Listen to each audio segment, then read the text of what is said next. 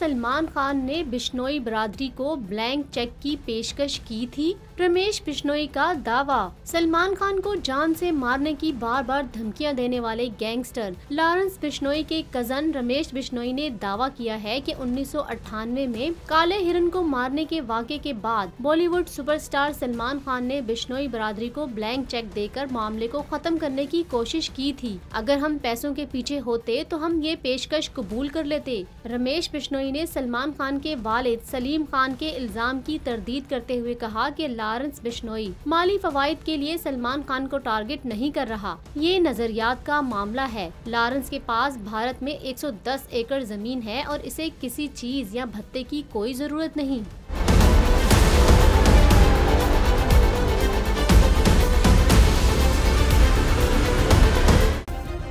Subscribe करें और bell दबाएं ताकि कोई खबर रह न जाए।